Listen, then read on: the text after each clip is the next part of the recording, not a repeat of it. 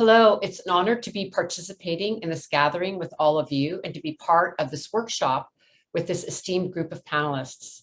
My name is Osprey, Orielle, and I'm the founder of WECAN, the Women's Earth and Climate Action Network. And in recent months, I've been working as a research affiliate for Mod Lab, the digital humanities laboratory at UC Davis. Presently, millions of women globally are dedicating themselves to climate action and to the well-being of future generations. I make this presentation with great respect for our collective work.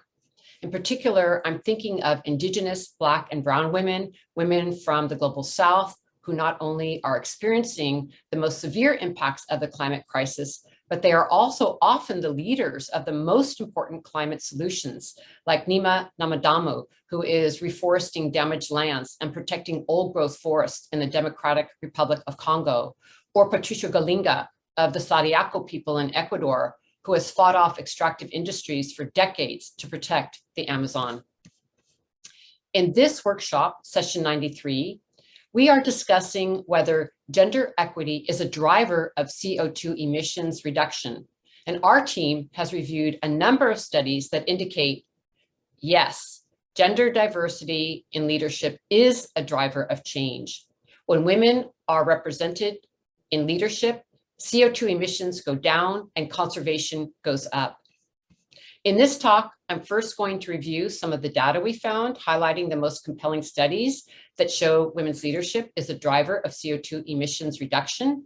Then I'll briefly make the case for why we need to be disaggregating our scenarios to track the projected impacts of improved gender equity in leadership.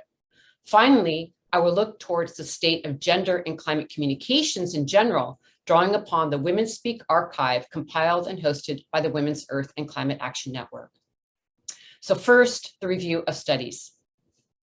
Our team has found a number of studies that confirm that when women are in leadership positions in companies, governance, and society at large, CO2 emissions decrease and climate action increases.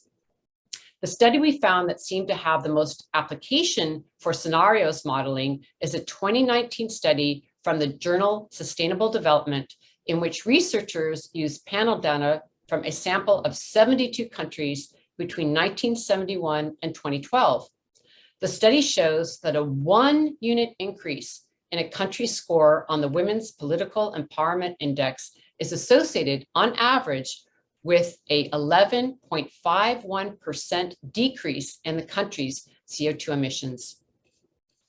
The Women's Political Empowerment Index is an analytical tool developed by the VDEM Institute. It measures 9 indicators that it breaks up into 3 sub-dimensions. There is the women's civil liberties subdimension, which includes women's freedom of movement within the country, freedom from forced labor, property rights, and access to justice. Then there's the women's civil society participation subdimension, which consists of women's freedom of discussion, participation in civil society organizations, and representation in the ranks of journalists. Finally, it includes the women's political participation subdimension, which includes legislative presence of women and political power distribution by gender. The WPI drew upon evaluations by 2,600 local experts in assessing each indicator by year and by country. The research compared the emissions data to the WPI data from these 72 countries, 46 countries from the Global South and 26 from the Global North. Their baseline results found out that, quote, women's political empowerment has a significant negative association with CO2 emissions, end quote. Specifically, while holding all other variables constant, they found that a 1 unit increase on the WPEI index leads to a decrease in CO2 emissions of 11.51%. As part of their robustness checks, the researchers controlled for urbanization, economic globalization, and democracy. They also tried excluding countries that are statistical outliers, and the results remained consistent.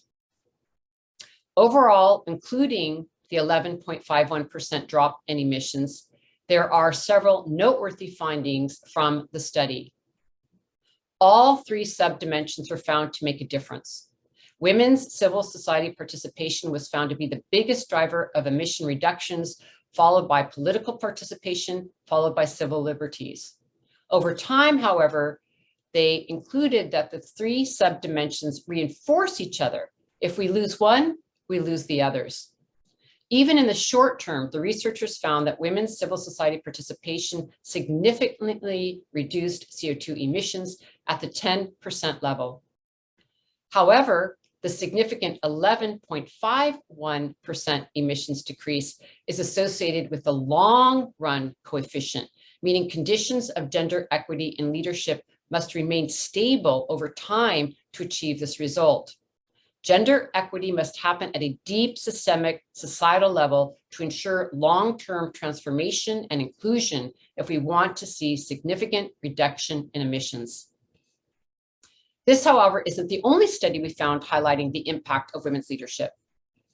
One study we examined found that female representation in national parliaments across 91 countries correlates with more stringent climate change policies and lower carbon emissions.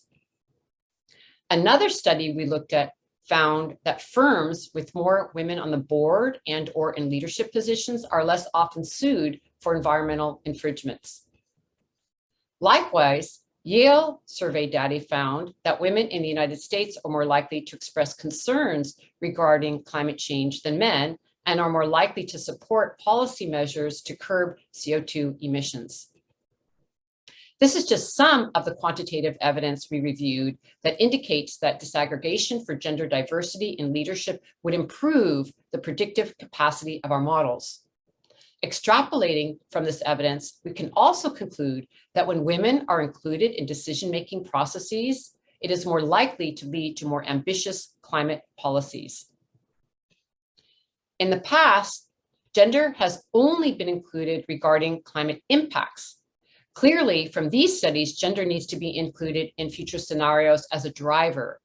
Based on the studies we've shared, disaggregating for gender would improve the accuracy of our scenarios by incorporating these new data, which are statistically significant and currently missing from our scenarios.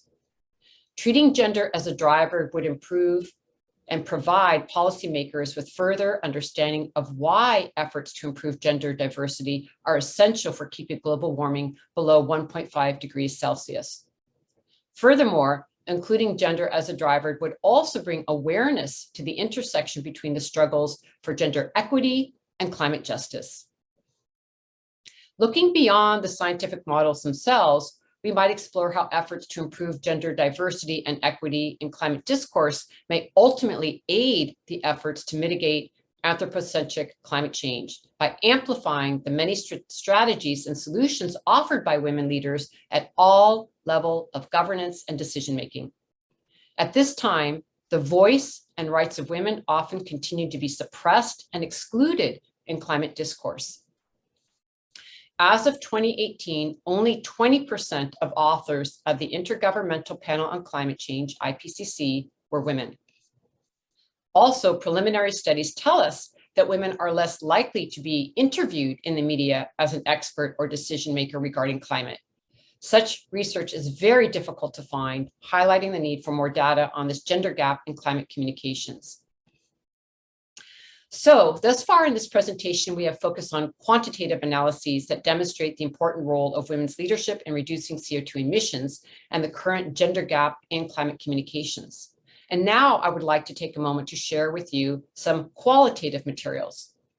The Women Speak archive, compiled by the Women's Earth and Climate Action Network, offers the world's largest archive of stories and media documentation of women climate leaders, highlighting women around the world who are implementing successful solutions and providing critical analyses to address the climate crisis.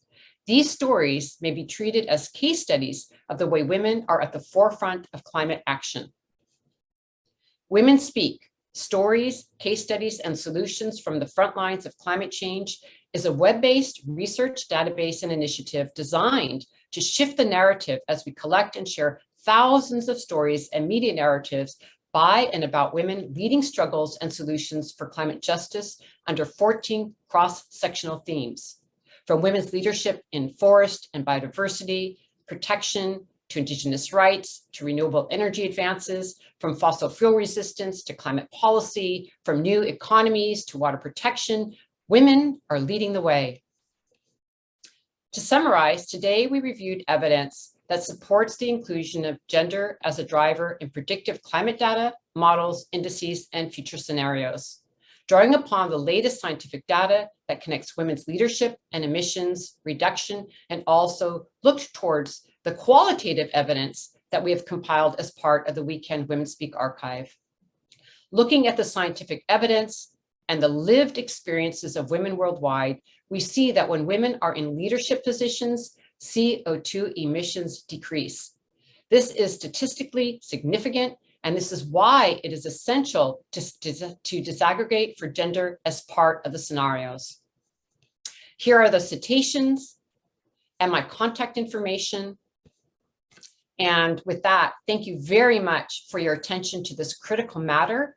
And our team looks forward to workshopping with all of you. And please feel free to reach out to me using the contact information for any and all questions or on the IIASA Connect platform. Thank you.